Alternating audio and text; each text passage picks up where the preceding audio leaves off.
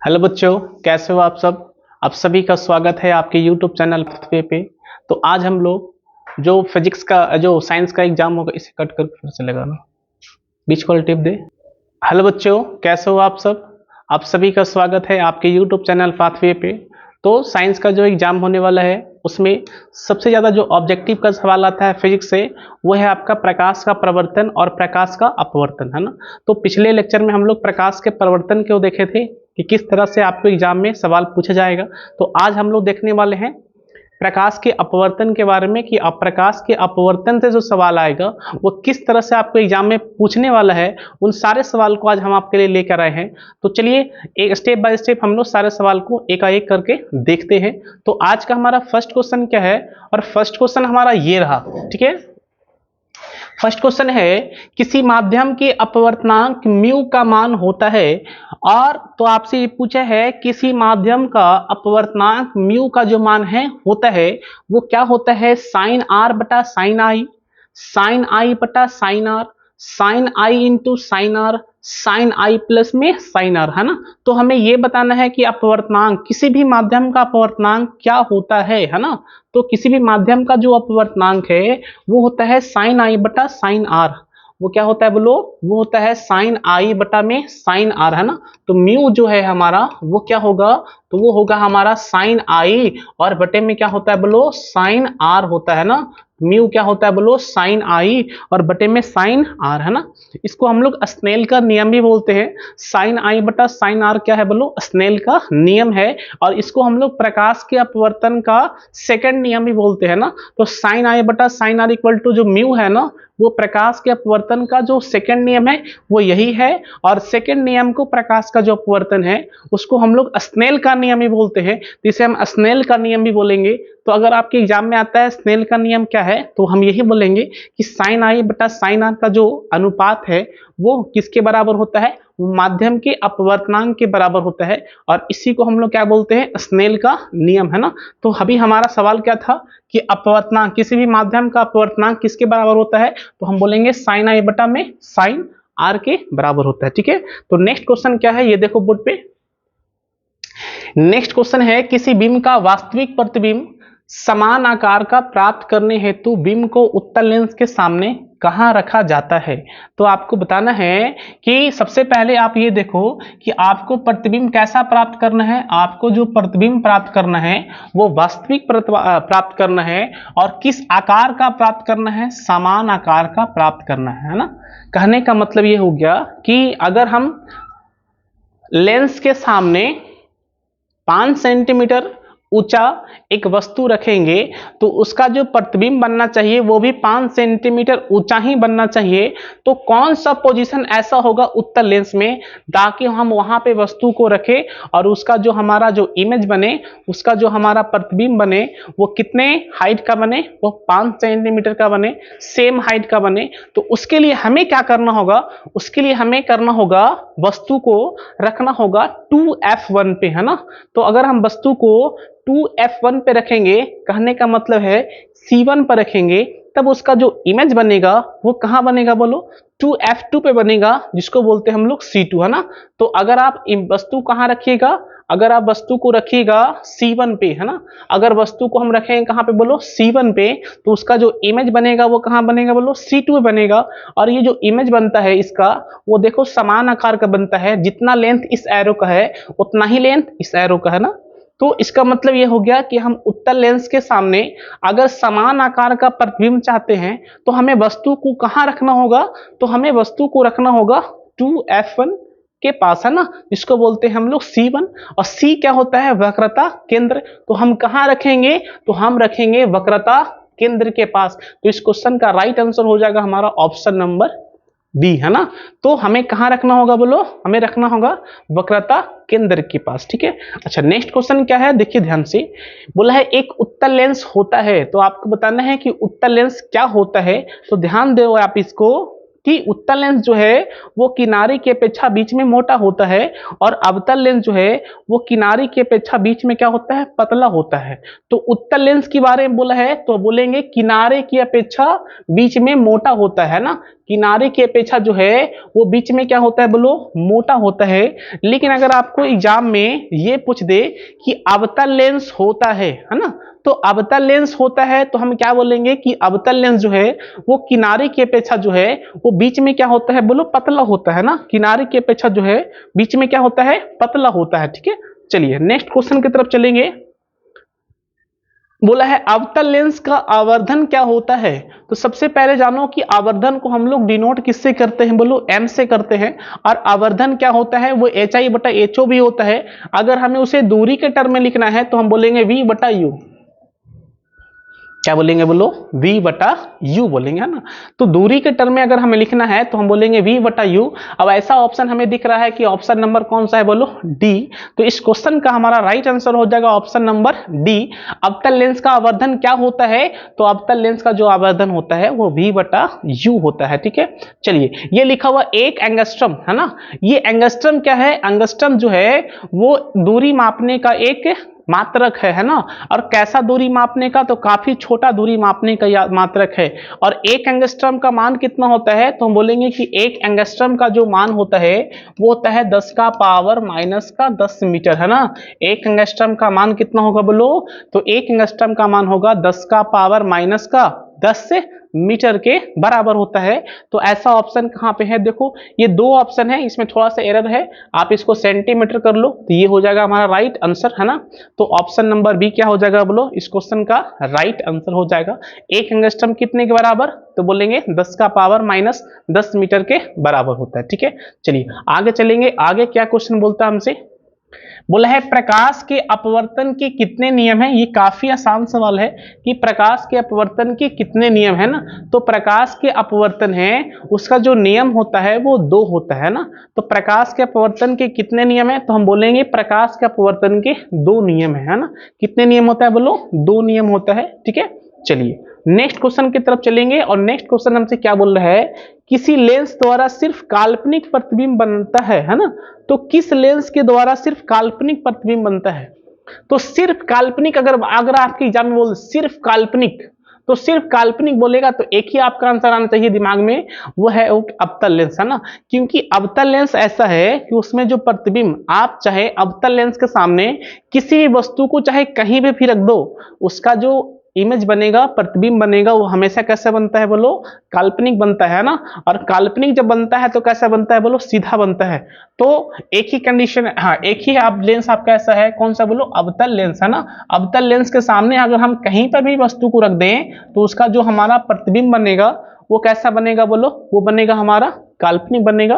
और जब काल्पनिक बनता है तो कैसा बनता है बोलो, सीधा बनता है। ठीक है, और अवतल लेंस में कैसा बनता है, तो छोटा बनता है। तो काल्पनिक सीधा और वस्तु से छोटा बनता है। ठीक है, आगे चलो। आगे क्वेश्चन क्या है कि एक उत्तल लेंस की फोकस दूरी कितना है बोलो, 20 सेंटीमीटर। तो इसकी क्षमता क्या होगी, है ना। तो सबसे पहले जानो कि आपके पास लेंस कौन सा है बोलो, उत्तल लेंस। और उत्तल लेंस का जो फोकस होता है वो पॉजिटिव होता है, और वो है कितना बोलो, प्लस का 20 सेंटीमीटर। तो हम बात कर रहे हैं क्षमता का, और क्षमता को हम लोग डिनोट करते हैं कितना बोलो, P से। और क्षमता क्या होता है, फोकस दूरी का व्युत्क्रम। फोकस दूरी के व्युत्क्रम को ही क्या बोलते हैं हम लोग, क्षमता बोलते हैं ना। तो यहाँ पे क्या लिखेंगे हम लोग, 1/f लिखेंगे। 1 क्या लिखेंगे बोलो, f। तो 1/f लिखते हैं तो इसमें जो f है वो मीटर में होता है। किसमें होता है बोलो, मीटर में होता है।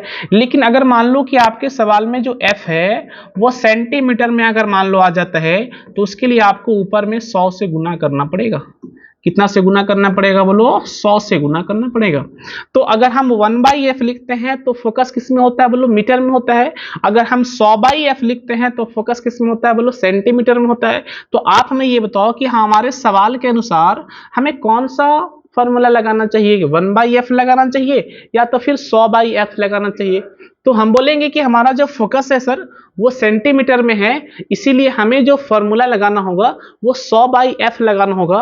तो अगर आप 100/f लगाइएगा यहाँ पे 100 और बटा में 20 कीजिएगा तो 20 × 5 = 100 हो जाएगा, है ना। तो यहाँ से आपका आ जाएगा प्लस का 5, प्लस का क्या आ जाएगा बोलो 5 आ जाएगा। और क्षमता का जो मात्रक होता है वो होता है हमारा डायोप्टर, और डायोप्टर को हम लोग लिखते हैं किससे बोलो डी से। तो इस क्वेश्चन का राइट आंसर होगा प्लस का 5 डायोप्टर, और प्लस का 5 डायोप्टर जो है वो ऑप्शन नंबर कहाँ है बोलो सी में है। इस क्वेश्चन का राइट आंसर हो जाएगा हमारा ऑप्शन नंबर सी, प्लस का 5 डायोप्टर। चलिए आप इस क्वेश्चन को बताइएगा कि निर्वात में प्रकाश की चाल है, मतलब कि कितना है ना। तो निर्वात में प्रकाश की चाल कितना होता है 3 लाख।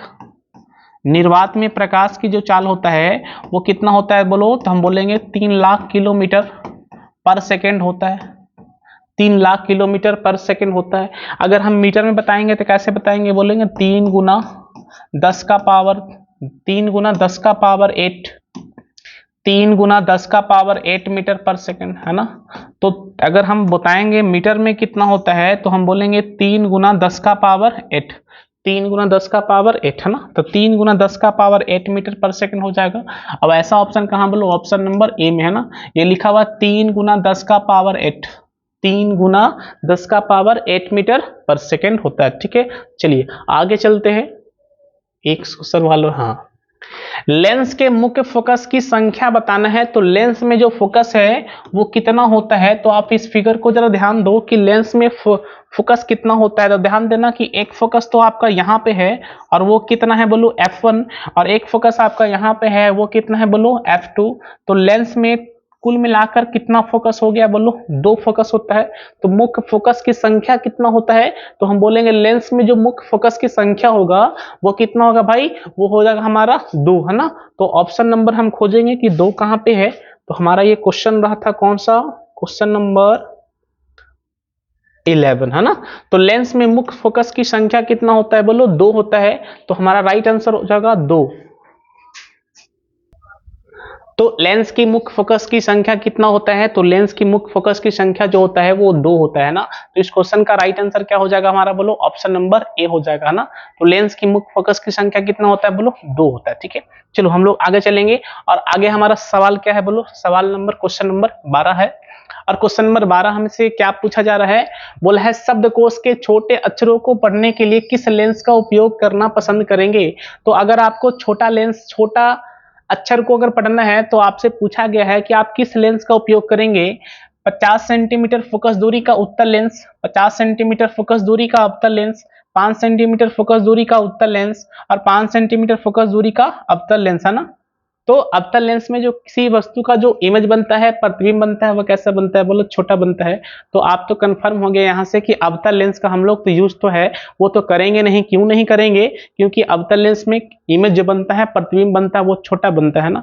तो अवतल लेंस का तो यूज करेंगे नहीं। तो अवतल लेंस का जो ऑप्शन होगा वो तो हमारा कैंसिल आउट होगा।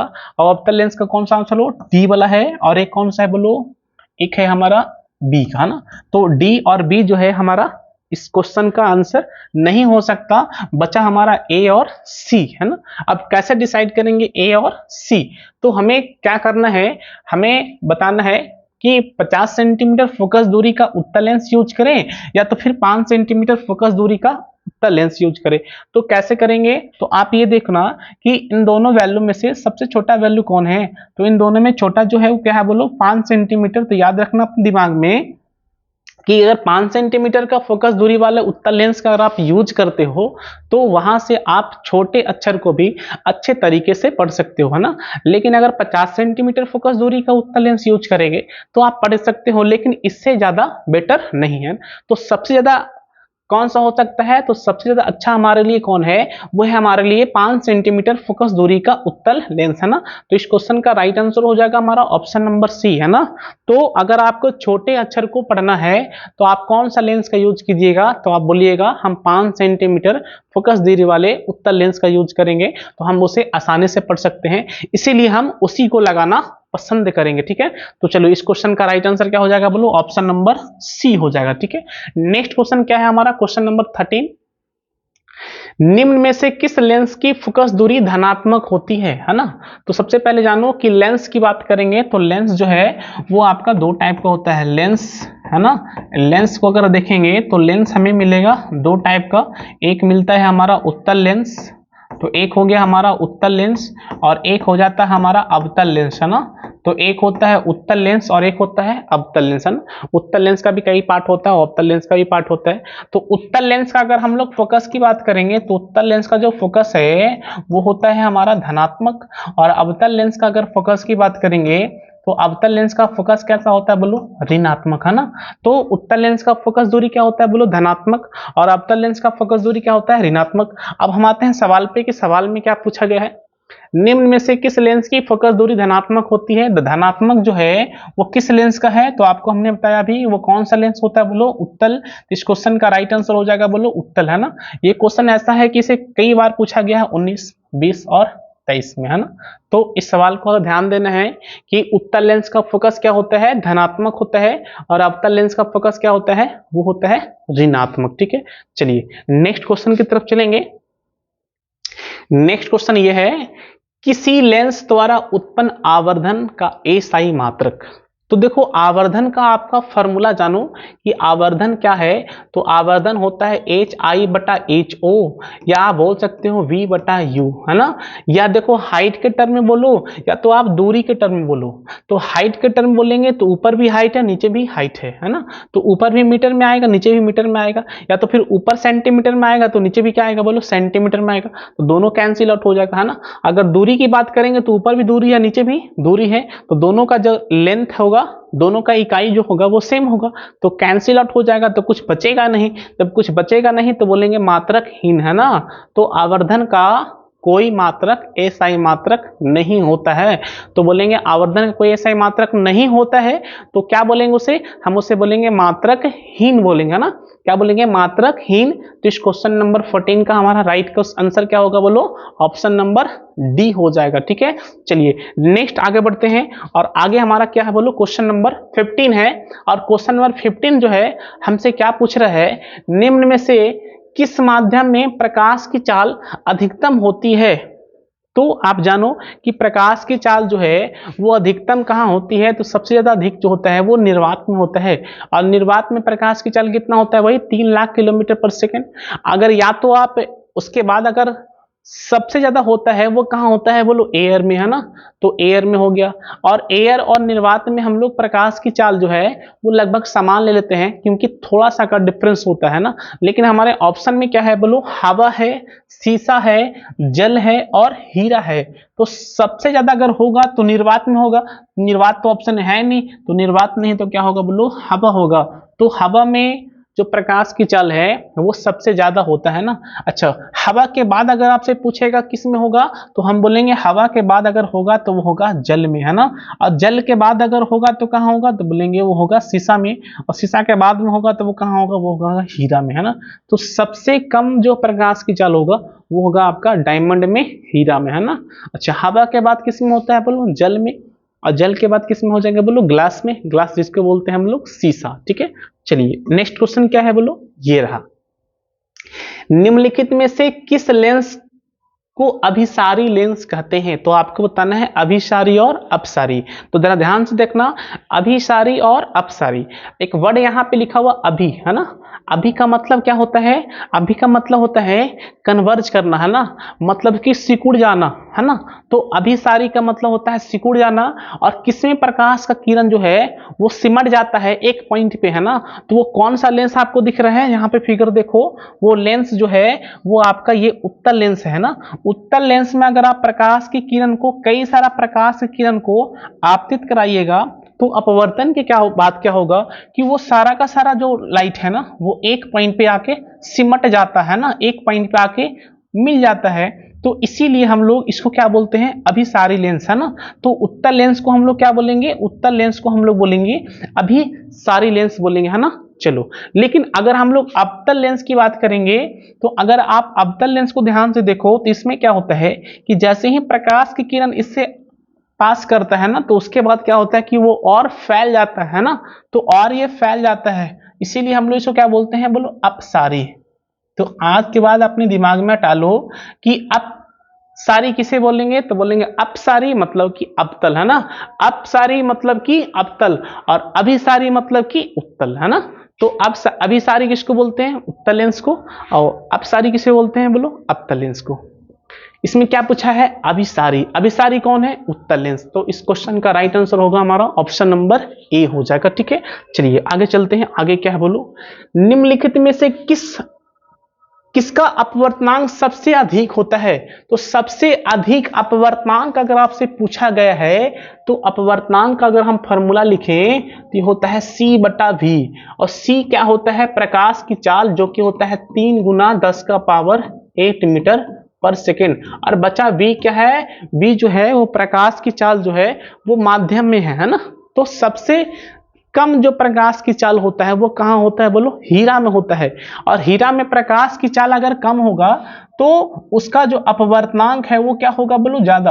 अगर चाल कम है तो अपवर्तनांक क्या होगा बोलो, ज्यादा होगा ना। तो सबसे कम जो है प्रकाश की चाल कहाँ होता है, तो वो होता है हमारा हीरा में। इसलिए हीरा का जो अपवर्तनांक होगा वो सबसे ज्यादा होगा। तो हम बोलेंगे ऑप्शन नंबर डी, है ना। तो सबसे ज्यादा जो अपवर्तनांक होता है वो किसका होता है बोलो, हीरा का। अगर मान लो आपसे एग्जाम में ये पूछते कितना होता है तो आप बोलना है ना 2.4, है ना, 2.42, है ना, 2.42 होता है। तो हीरा का अपवर्तनांक कितना होता है, 2.42। ठीक है, चलिए आगे क्या है क्वेश्चन, आगे हमारा है क्वेश्चन नंबर 18। निम्न में कौन लेंस की क्षमता का मात्रक नहीं है। तो लेंस की क्षमता का मात्रक है, तो लेंस की क्षमता का मात्रक जो होता है वो होता है डायोप्टर, है ना। अगर डायोप्टर नहीं है तो आपको मिलेगा पर मीटर। क्या मिलेगा बोलो, पर मीटर। तो लेंस की क्षमता का मात्रक आपको पर मीटर भी अगर ऑप्शन में है तो भी सही होगा, नहीं तो हम क्या लेंगे बोलो, नहीं तो हम लेंगे डायोप्टर को। तो लेंस की क्षमता क्या होता है तो बोलेंगे डायोप्टर होता है ना, या तो फिर पर मीटर होता है। ठीक है, अच्छा अगला क्वेश्चन क्या है, क्वेश्चन नंबर 19। प्रकाश की चाल विभिन्न माध्यमों में क्या होती है। तो प्रकाश की चाल जो है वो विभिन्न माध्यमों में अलग अलग होती है ना। जैसे कांच में अलग होगा, ग्लास में अलग होगा, है ना, जल में अलग होगा, वायु में अलग होगा, निर्वात में अलग होगा, हीरा में अलग होगा।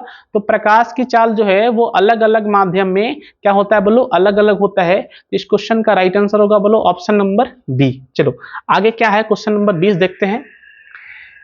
वायु में प्रकाश की चाल निर्वात की अपेक्षा होती है। तो सबसे ज्यादा प्रकाश की चाल जो है वो कहाँ होता है, तो सबसे ज्यादा अगर प्रकाश की चाल जो है वो होता है हमारा निर्वात में। और उसके बाद कहाँ होता है बोलो, वायु में। तो हमसे क्या पूछा है कि वायु में प्रकाश की चाल निर्वात की अपेक्षा होती है, तो बोलेंगे कम ना। निर्वात की अपेक्षा अगर बोलेंगे तो हम क्या बोलेंगे बोलो, कम होता है। क्योंकि सबसे ज्यादा कहाँ होता है बोलो, निर्वात में। और निर्वात से ही कंपेयर कर रहा है तो वायु में तो कम होता है। तो इसका क्वेश्चन का आंसर होगा हमारा ऑप्शन नंबर ए। ठीक है, चलो क्वेश्चन नंबर तुम्हारा जो 21 है वो क्या बोल रहा है, तालाब का जल कम गहरा दिखाई देने का कारण क्या है ना। तो अगर आप तालाब को देखिएगा बाहर से, है ना, तो आपको क्या दिखेगा, उसका जो एक्चुअल जो डेप्थ है, एक्चुअल जो गहराई है ना, रियल जो उसका गहराई है, आपको वहां से वो दिखेगा नहीं, महसूस नहीं होगा, है ना। वो आपको दिखेगा कि उसका जो तालाब का जो सतह है ना, सबसे निचली सतह जो है वो आपको लगेगा कि ऊपर है ना। तो आपको लगेगा ऊपर। इसके पीछे जो कारण क्या है, वो कारण होता है हमारा अपवर्तन, है ना। इसके पीछे जो है वो कारण क्या होता है बोलो, अपवर्तन होता है ना। तो ध्यान देना है कि आपको सिर्फ पानी को तालाब के पास अगर खड़े होके अगर तालाब में झांकिएगा तो आपको लगेगा कि तालाब का जो गहराई है वो कम है ना। और यही चलते अगर आप तालाब में उतर जाते हो, है ना, तो आप क्या कर सकते हैं, डूबने का भी डर है ना। क्योंकि बाहर से उसका एक्चुअल जो डेप्थ है वो हमें पता नहीं लगता। क्यों नहीं पता लगता, वो अपवर्तन के कारण जो है उसका जो सतह होता है निचला वो ऊपर उठा हुआ दिखता है ना, जिसके कारण उसका एक्चुअल डेप्थ में पता नहीं लगता है ना। लेकिन हमारा सवाल ये है, सिर्फ ये पूछा गया है कि तालाब का जल कम गहरा दिखाई देने का कारण क्या है, तो हम एक लाइन बोलेंगे अपवर्तन। कौन सा है बोलो, अपवर्तन। ठीक है, चलिए आगे देखो। उत्तल लेंस द्वारा आवर्धित काल्पनिक प्रतिबिंब तब बनता है जब वस्तु रहती है। तो हमें उत्तल लेंस में कौन सा प्रतिबिंब बनाना है, तो हमें उत्तल लेंस में बनाना है काल्पनिक प्रतिबिंब बनाना है ना, काल्पनिक बनाना है। और कैसे बनाना है बोलो, आवर्धित। आवर्धित का मतलब बड़ा होता है, काल्पनिक आभासी बोल सकते हो आप। तो हमें वस्तु को कहाँ रखना होगा, तो उसके लिए आपको वस्तु को रखना होगा फोकस और लेंस के बीच में। अगर आप वस्तु को फोकस और लेंस के बीच में रख देते हो तो उसका जो इमेज बनेगा वो कहाँ बनता है, उसका जो इमेज बनता है वो बनता है काल्पनिक बनता है और आवर्धित बनता है। अच्छा कहाँ बनता है, तो बोलेंगे उत्तल लेंस के सामने बनेगा, है ना। जिस साइड वस्तु होगा उसका इमेज जो है उसी साइड बनेगा। आपको फिगर दिखाते हैं, वो फिगर कहाँ गया, एक मिनट।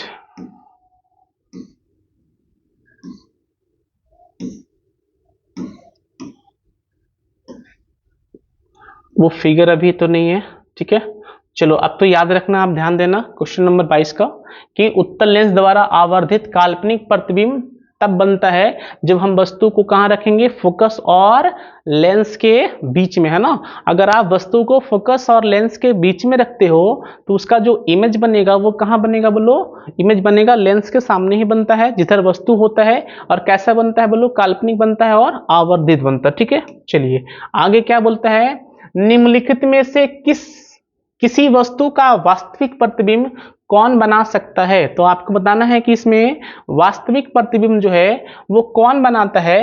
तो ये जो अवतल लेंस है ये कैसा प्रतिबिंब बनाता है, ये तो हमारा बनाता है काल्पनिक प्रतिबिंब, लेकिन हमसे पूछा गया है वास्तविक प्रतिबिंब। तो वास्तविक प्रतिबिंब बनाने वाला भाई कौन सा, बोलो, उत्तल लेंस, है ना। उत्तल लेंस में जो प्रतिबिंब बनता है वो कैसा बनता है, बोलो, वास्तविक बनता है। और कैसा बनता है, वो बनता है काल्पनिक भी, है ना। तो हम यहाँ से उत्तल लेंस को ले सकते हैं, क्योंकि उत्तल लेंस में वस्तु का जो प्रतिबिंब बनेगा वो कैसा बनेगा, बोलो, वास्तविक बनेगा ना। इसका राइट आंसर होगा ऑप्शन नंबर बी, ठीक है। चलिए आगे देखते हैं। किसी बिंदु वस्तु से निकलकर किरणें किसी लेंस से अपवर्तित होकर जिस बिंदु पर मिलती है उसे क्या कहते हैं। ध्यान देना, जैसे मान लो ये हमारे पास लेंस है, ये हमारे पास लेंस है और हमने यहां से लाइट को इंटर किया। ये लाइट इंटर होने के बाद क्या होता है कि अपवर्तन के बाद देखो ये जो प्रिंसिपल एक्सिस है जिसको मुख्य अक्ष बोलते हैं वो यहाँ पे उसको मिल गया ना, तो इसको क्या बोलेंगे, इसको बोलेंगे फोकस, है ना। उस पॉइंट को क्या बोलते हैं, फोकस बोलते हैं। तो अपवर्तन के बाद, लेंस से अपवर्तन के बाद जिस बिंदु पर मिलती है प्रकाश की किरण उसे हम क्या बोलते हैं, उसे हम बोलते हैं फोकस, है ना। तो उसे हम क्या बोलेंगे भाई, उसे हम बोलेंगे फोकस। तो इसका क्वेश्चन का राइट आंसर क्या होगा, बोलो, ऑप्शन नंबर सी हो जाएगा। इसी तरह से आगे देखिए ध्यान से, फोटोग्राफी कैमरा का जो अभिदृश्यक है ना, फोटोग्राफी कैमरा का जो अभिदृश्यक है वो कैसा होता है, तो वो होता है उत्तल लेंस का। किस लेंस का होता है, बोलो, वो होता है हमारा उत्तल लेंस का। तो क्वेश्चन नंबर 25 का हमारा राइट आंसर हो जाएगा हमारा, बोलो, ऑप्शन नंबर सी। कौन सा, बोलो, उत्तल लेंस, है ना। तो फोटोग्राफी कैमरा का जो अभिदृश्यक होता है वो कैसा होता है, बोलो, उत्तल लेंस का होता है। कैसा होता है, बोलो, उत्तल लेंस का होता है, ठीक है। चलिए आगे देखते हैं, एक मिनट। हाँ, किसी गोलीय दर्पण तथा किसी पतले गोलीय लेंस दोनों की फोकस दूरी कितना है, बोलो, -15 सेंटीमीटर, है ना। दोनों का है -15 सेंटीमीटर। दर्पण तथा लेंस संभवतः है ना। तो आपको ये बताना है कि एक तुम्हारे पास क्या है, बोलो, गोलीय दर्पण है ना, और एक तुम्हारे पास क्या है, पतले गोलीय लेंस है, और दोनों का फोकस क्या है, बोलो, -15 सेंटीमीटर। तो आपको बताना है कि वो दर्पण और लेंस जो है वो कौन सा होगा, ठीक है। तो आप ध्यान देना कि अगर हम दर्पण की बात करेंगे तो दर्पण में दो तरह का मिलता है, एक मिलेगा आपको उत्तल दर्पण और एक मिलेगा आपको अवतल दर्पण। तो अगर हम उत्तल दर्पण की बात करेंगे फोकस दूरी का वो होता है पॉजिटिव। अगर हम अवतल की बात करेंगे तो वो होता है नेगेटिव। अगर हम लेंस को देखें कि लेंस में अगर देखेंगे तो लेंस में दो तरह का मिलेगा आपको, एक मिलेगा आपको उत्तल और एक मिलेगा आपको अवतल, है ना। तो एक मिलेगा आपको उत्तल और एक क्या मिलेगा, बोलो, अवतल, है ना। तो उत्तल का जो फोकस है वो क्या होता है, बोलो, ये होता है पॉजिटिव, और अवतल का जो फोकस है वो क्या होता है, बोलो, नेगेटिव, है ना। तो लेंस में देखेंगे उत्तल का फोकस क्या होता है, पॉजिटिव, और अवतल का फोकस क्या होता है, नेगेटिव। दर्पण में देखेंगे उत्तल का फोकस क्या होता है, पॉजिटिव, अवतल का फोकस क्या होता है, नेगेटिव। मतलब कि दोनों में सेम है ना। तो ये -15 सेंटीमीटर है फोकस, तो दर्पण भी कौन सा, अवतल, और लेंस भी कौन सा, अवतल। ऐसा ऑप्शन कहीं पे है, दर्पण भी अवतल, लेंस भी अवतल। तो दर्पण भी क्या होगा, बोलो, दर्पण जो है, दर्पण भी जो होगा अवतल होगा। ऑप्शन क्या है, दर्पण अवतल और लेंस उत्तल, है ना।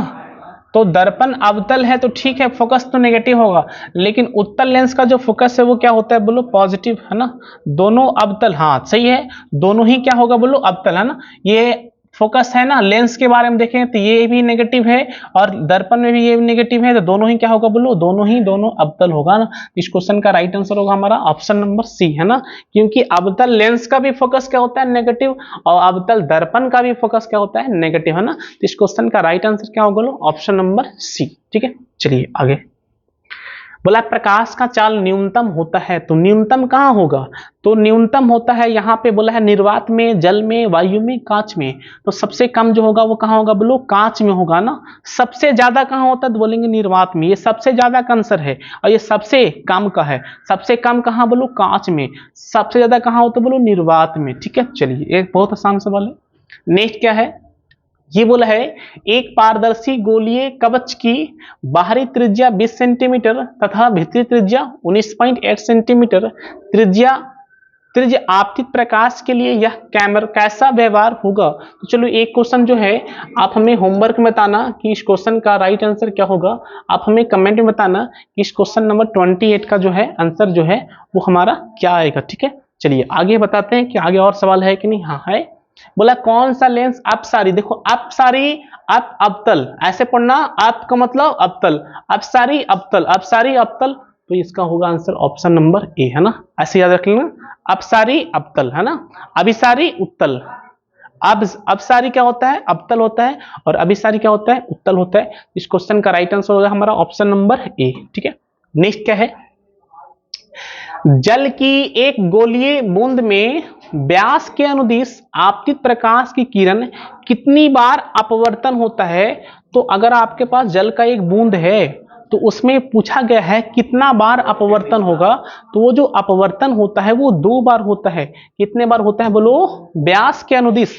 तो अगर व्यास के अनुदिश पूछेगा तो कितना बार अपवर्तन होगा बोलो, तो 2 बार होगा। एक यहाँ पे अपवर्तन होगा और एक यहाँ पे अपवर्तन होगा। तो कितनी बार होता है बोलो, 2 बार होता है। ठीक है, तो चलो आज का ये लास्ट क्वेश्चन क्या है बोलो। अच्छा एक और भी है, विरल माध्यम से सघन माध्यम में जाती हुई किरण मुड़ जाती है। तो आपका जो प्रकाश है वो कहां से कहां जा रहा है बोलो, आपका जो प्रकाश है वो विरल माध्यम से जा रहा है सघन माध्यम में।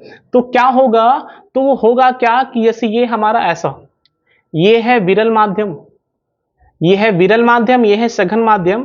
तो जब विरल माध्यम सघन माध्यम में आता है तो प्रकाश का जो किरण है वो अभिलंब की ओर मुड़ जाती है।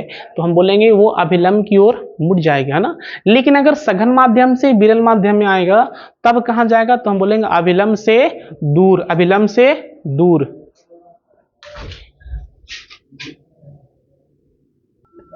तो इस क्वेश्चन का राइट आंसर क्या होगा बोलो, ऑप्शन नंबर हमारा ए हो जाएगा। चलिए ये लास्ट क्वेश्चन आज का हमारा है, और लास्ट क्वेश्चन क्या है बोलो, ये क्वेश्चन नंबर 32। सघन माध्यम के विरल माध्यम में सघन माध्यम से, यहाँ पे क्या होगा बोलो, सी होगा। सघन माध्यम से विरल माध्यम में गमन करने पर आपतन कोण I नॉट इक्वल टू 0 और अपवर्तन कोण थीटा, है ना, ये आर होगा। हाँ, अपवर्तन कोण आर में क्या संबंध है, तो आपको बताना है कि सघन माध्यम से अगर हम विरल माध्यम में जाएंगे तो आई और आर के बीच में संबंध क्या होगा, आई इक्वल टू आर होगा, आई ग्रेटर देन आर होगा, या R less I, R greater than I होगा, या R equal to I equal to 0। तो इस क्वेश्चन का राइट आंसर क्या होगा आप हमें बताओ, क्वेश्चन नंबर 32। तो क्वेश्चन नंबर 32 है ना।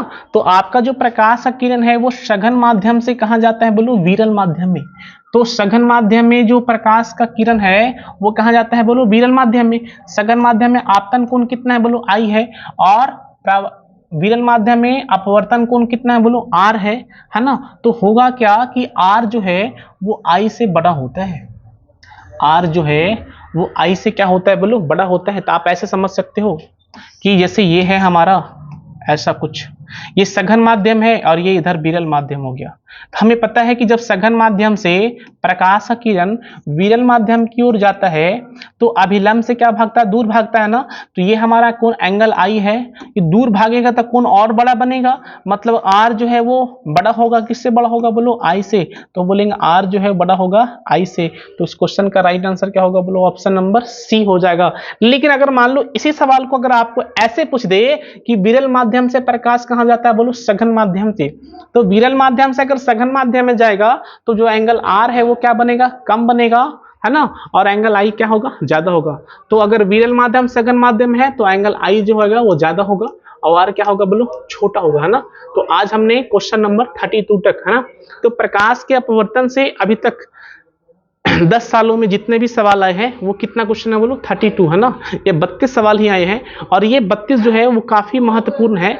आपको एग्जाम से पहले इन सारे क्वेश्चन को एक बार देख के जाना है ताकि आपको किसी तरह का प्रॉब्लम नहीं हो। Thank you.